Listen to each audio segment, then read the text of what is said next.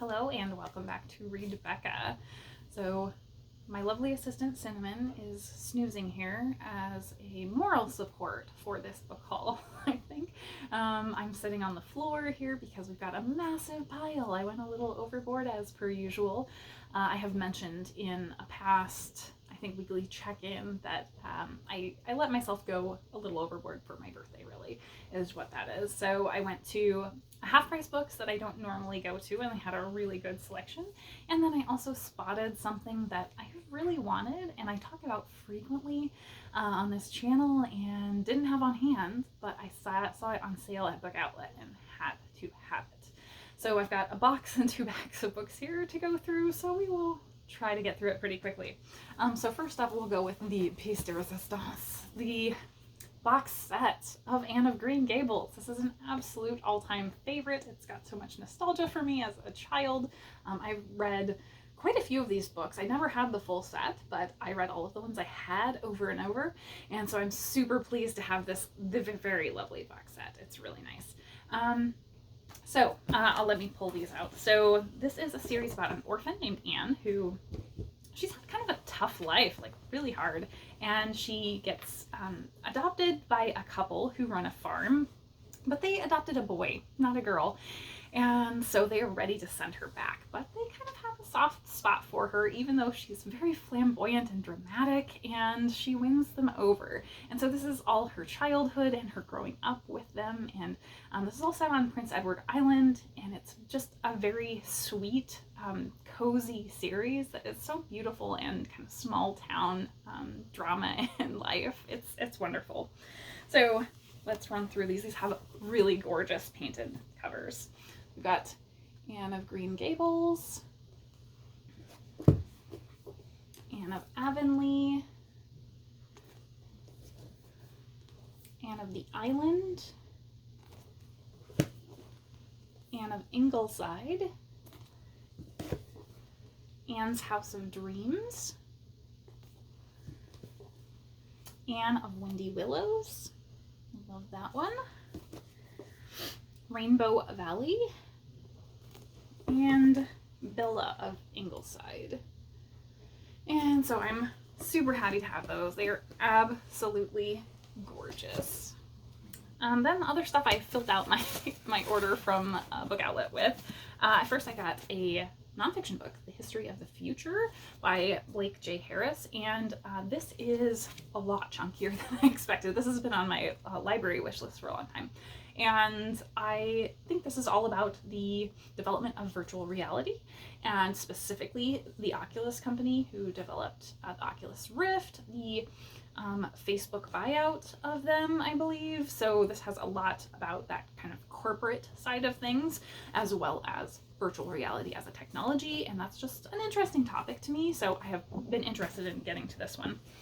Then we have a fantasy. This is Where Oblivion Lives by T. Frohock.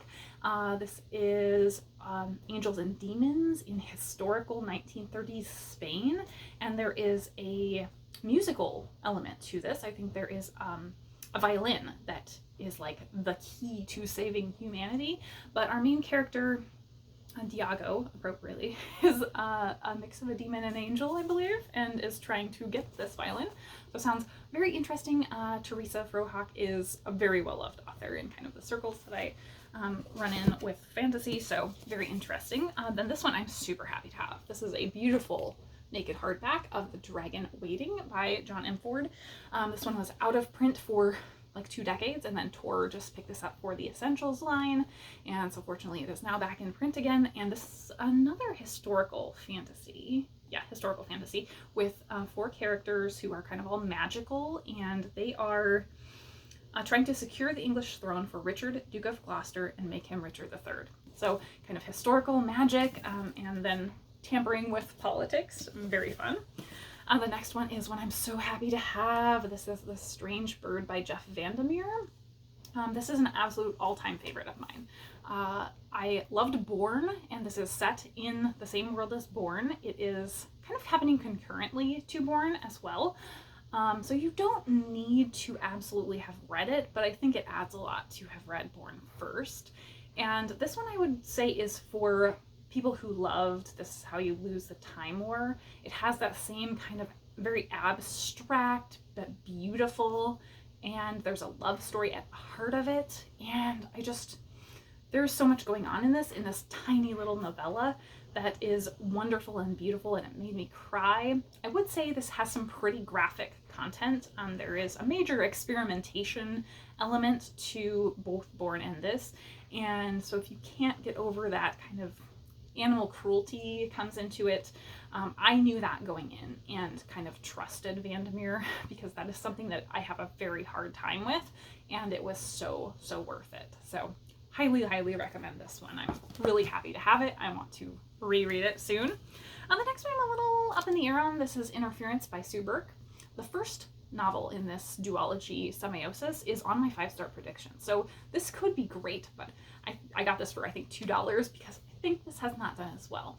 But this is all a first contact with plant aliens and like multiple generations traveling through space to get to the planet where these kind of plant aliens are, I believe. So I haven't read that, but I really want to, and I think it's going to be great. So I'm glad to have this at least on hand so I can jump into it if I do wind up loving the first one. And then finally, we have one that I have read and loved, and somehow I got a signed copy. This is autographed at Books Inc. So very exciting. This is Life's Work, A Moral Argument for Choice by Dr. Willie Parker. And Dr. Parker is an abortion doctor.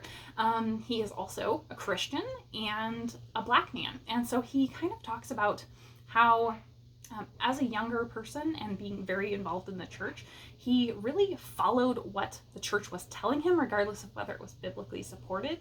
And he had a revelation based off of the story of the Good Samaritan about changing his stance on abortion. And that is what actually led him to his medical career as an abortion doctor.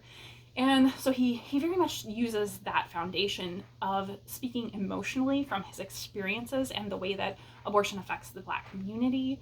And he talks about that emotional perspective rather than trying to make fact and science-based arguments for abortion. He does talk about that to some degree. He talks about what the procedures are for abortion later on in the book, not in terribly graphic detail, but he does talk about that, but that's not what he's trying to get across in this. And I think that is so key, because most people who are anti-abortion are not going to be convinced by those factual arguments. We know they aren't, because they would have changed their mind, right? But he comes at it from that emotional perspective and what the things are that changed his mind as a religious person specifically, rather than needing to know more, because he already was in a medical role. He already knew the facts about it, but was going along with kind of what the church leaders said rather than his understanding of the facts. So really fabulous. I would shove this into anybody's hands, basically, particularly timely right at this moment. So if you are able and have any interest in the topic, I would really recommend picking this one up. So very happy to have that. That is my stack from Book Outlet. On to my stuff that I got from my Half Price Books run, where I went overboard. So let's start here. This was the clearance rack. So these were all like $2 or $3. This was great. So I got The Kingdom of Olives and Ash, and this is a collection edited by Michael Chabon and Ayelet Weidman, and they're a married couple, I believe. So this is looking at perspectives from the occupied West Bank. So a bunch of authors interviewed people from a group called Breaking the Silence, who were including Israeli soldiers, and so they were looking at the impacts of the occupied West Bank on these people. And so authors in here, we have Colm Toibin, Geraldine Brooks, who's going to come up later, Dave Eggers, Hari Kunzuru, Rachel Kushner, Jacqueline Woodson. So yeah, lots of big names in here that wrote, I believe, essays. I'm not sure if they're all essays or essays and stories. I think essays though. Then we have one, I thought I had bought this before, but I was looking through my shelves and I didn't have it. This is An Accident of Stars by Foz Meadows. And this is a portal fantasy where someone comes through from Earth to this portal world, and they are on the brink of civil war. And so this person is there and has to kind of help stop this civil war. So it sounds really interesting. I mean, all of these little guys riding whatever those animals are. I don't know what they are, but they're very cool looking.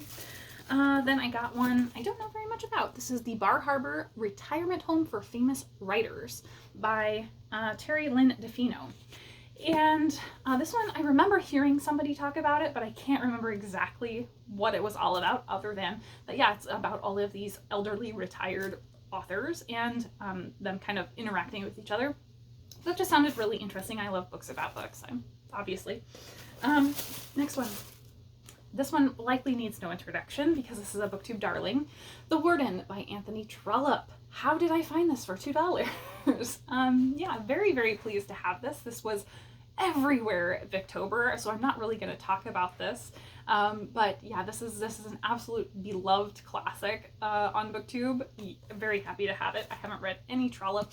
I think the first place I saw this talked about was Tom Reads Things, who is no longer active anymore, but he could sell me on anything pretty much, and I would love him to come back. Next one, I mentioned Geraldine Brooks was coming back. This is 9 Parts Desire, and this is all about the hidden world of Islamic women. So I think these are essays looking at the lives of women in Islamic-dominated countries, where they talk about just kind of their day-to-day and how that the religion impacts them. So very, very interesting. Another collection of essays to get into.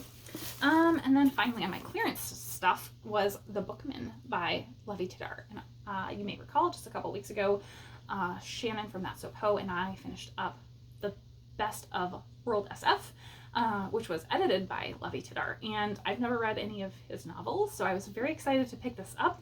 I don't know too much about it other than this one is, I think, authors and their characters both coexisting. So it sounds really, really interesting, and I think this might be good for a project to read books like that next year, possibly. Then I did my full price, which full price at Half Price Books is still pretty inexpensive. So these were like $7-8 for most of them, except for one that was a big splurge, but very, very exciting for me. So first one, A Song for a New Day by Sarah Pinsker. This was, I think, the Hugo Award winner. I can't remember, one of the big SF award winners, and this one is a plague novel. So this is set in a future where this virus outbreak has caused concerts to be outlawed, and so this is following kind of a group or a person who is chasing down these illegal concerts. So yeah, really, really cool. Then we have The Bromeliad by Terry Pratchett. This is one of Terry's books that I've never read, but I have heard lots about. I'm very excited to have this nice hardback. This is all about tiny people who live in a department store, and the department store is closing down and they've never been outside before, so it sounds very, very intriguing. The next one is one I've read and loved. This is The Three-Body Problem. This is the same edition that I have the second book in, so this is an absolute all-time favorite. I'm very happy to have this. It's a first contact story as well. Then we have a very cool one. So this is from Fall River Press. This is a copy of Frankenstein, and it's illustrated with woodcuts. It's very, very cool. In the front, this is like velvety, so it's got this velvet cover. It's just a really beautiful book. So I'm super happy to have that, and that one was $8. What a great deal. And then my last one. This is so exciting. So you may know that I collect Neil Gaiman's work, and I found this lovely copy, naked hardback of Stardust, and this is the one that has Charles Vess artwork in it, in the light blue and gray. So very, very gorgeous. If I can find one of the chapter headers, they all have artwork at the front of the chapters. So they have like this at the top of every chapter. It's just beautiful.